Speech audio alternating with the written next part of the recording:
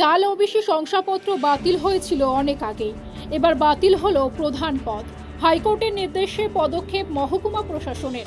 আপাতত প্রধানের দায়িত্বভার গ্রহণ করলেন উপপ্রধান। তাকে মিষ্টি খাইয়ে তৃণমূলের একাংশ সংবর্ধনা জানালো। যদিও এখনো খারিজ হয়নি সদস্য পদ। মালদা জেলার হরিশ্চন্দ্রপুর 1 নম্বর ব্লকে তৃণমূল পরিচালিত রশিদাবাদ গ্রাম পঞ্চায়েতের প্রধান লাভলি খাতুনের প্রধান পদ বাতিল। প্রশাসনের নির্দেশে সেই জায়গায় দায়িত্ব নিলেন উপপ্রধান একরামুল হক।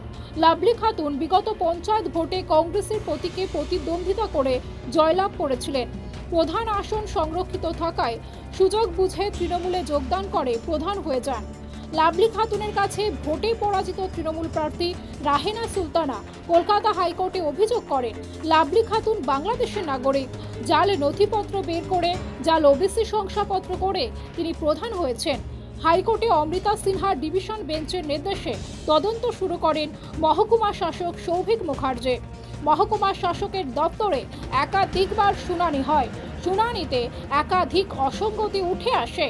ভুয়ো বাবার নাম ব্যবহার করে এবং সাক্ষীদের সেই জালিয়াতি করে লাভলি খাতুন ওবিসি শংসাপত্র বের করেছিলেন। সেই রিপোর্ট দেওয়া হয় হাইকোর্টে। কোর্টের নির্দেশে তারপর শোকজ করা হয় লাভলি খাতুনকে। তারপরে এবার বাতিল প্রধান পদ, যদিও এখনো সদস্য পদ খারিজ হয়নি। প্রধান পদ বাতিল হতে তৃণমূলকে তীব্র আক্রমণ বিরোধীদের। শুধু প্রধান পদ বাতিল কেন, গ্রেপ্তার কেন নয়, প্রশ্ন কংগ্রেসের। অন্যদিকে বিজেপির অভিযোগ বাংলাদেশে যোগ রয়েছে, প্রয়োজনে সিবিআই তদন্ত হোক। তৃণমূলের সাথে আগে থেকে একটা পরিকল্পনা ছিল, ওদের চক্রান্ত ছিল, কারণ ওটা কংগ্রেসের এলাকা, কংগ্রেসের মানুষ ওখানে বেশি আছে, তৃণমূল জিততে পারবে না। কংগ্রেস থেকে জিতাই তৃণমূল ওকে প্রধান করেছে, এটা চক্রান্ত করানো ছিল। কংগ্রেস থেকে জিতেছিল ঠিকই, কংগ্রেস থেকে জিতে পরে তৃণমূলে চলে গেছে। এটা কংগ্রেস থেকে জিতার পরে কংগ্রেসের সাথে বেইমানি করেছে, বিশ্বাসঘাতকতা করেছে। আইনে তো সে সাজা পেয়েছে, আজকে প্রধানশিপ পেয়েছে। এখন অবধি ও বাংলাদেশে এটা প্রমাণের সার্টিফিকেটটা জাল। প্রশাসন কী ব্যবস্থা নিচ্ছে আমরা সেটাই দেখছি। কেন ওকে গ্রেপ্তার করা হচ্ছে না? প্রধানশিপ গেল, মেম্বারশিপ গেল, অথচ প্রশাসন তার বিরুদ্ধে এখনও কোনো ব্যবস্থা নিচ্ছে না কেন? কারণ এটা তৃণমূলের তৈরি করা সার্টিফিকেট, তৃণমূলাই তাকে জিয়ে তো প্রধান করেছিল। তার জন্য হয়তো তৃণমূলের প্রধানকে ব্যবস্থা নিচ্ছে না প্রশাসন। আপনি জানেন সারা পশ্চিমবাংলায় প্রশাসনের উপরে মানুষ আস্থা হারিয়ে দিয়েছে। কেন বাংলাদেশের প্রচুর পরিমাণ লোক আমাদের হরিশ্চন্দ্রপুর থানায় আছে। আজকে যদি প্রশাসনকে, রাজ্য প্রশাসনকে বাদ দিয়ে সিবিআই তদন্ত যদি করা হয়, তাহলে প্রচুর বাংলাদেশি হরিশ্চন্দ্রপুর থানায় পাওয়া যাবে।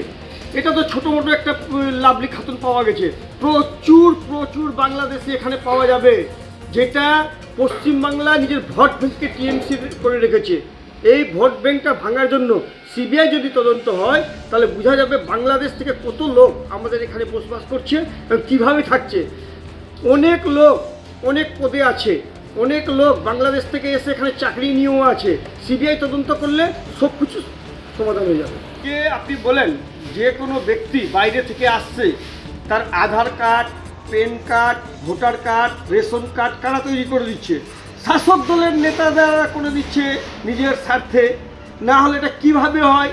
আজকে যে মানুষ এখানে জন্মেছে, ওই কোনো কারণে 20 বছর 25 বছর বাইরে ছিল, ভোটার কার্ডের নাম নাই, যখন আবার ভোটার কার্ড করাতে যাচ্ছে, তখন জেনুইন কাজের জন্য অমুক প্রমাণপত্র লাগবে, আর যারা বাইরে থেকে এসে তাদের কোনো প্রমাণপত্র লাগছে না, ভোটার কার্ডের নাম উঠে যাচ্ছে। কেন উঠে যাচ্ছে? এটা সিবিআই তদন্ত হওয়া উচিত। আমি বলছি সারা পশ্চিমবাংলায় যে অবস্থা হয়ে আছে বাংলাদেশ মানুষকে নিয়ে, সেটা একটা সিবিআই তদন্ত করা হোক এবং এই সরকারকে অবিলম্বে বরখাস্ত করে দেওয়া হোক। পশ্চিমবাংলায় অশান্তি ছাড়া কিছু হবে না, থাকবে না। এই ঘটনায় সাফাই দিচ্ছে তৃণমূল। কি বলছে হরিশ্চন্দ্রপুর 1 নম্বর ব্লকে তৃণমূল অঞ্চল সভাপতি, শুনুন। মেনটেন করে বাকিটা উনি আজ থেকে উনি অ্যাক্টিভ হয়ে গেলেন প্রধান হিসাবে। জেলা তৃণমূলের উচ্চ নেতৃত্বরা যারা বলেছেন সেটা ওনাদের ব্যাপার, সেটা মন্ত্রিত্বরা বলবেন। আমাদের তো দলের উনি কেউ ছিলেন না, কংগ্রেস থেকে প্রার্থী হয়েছিলেন, কংগ্রেস থেকেই জিতে এসেছিলেন।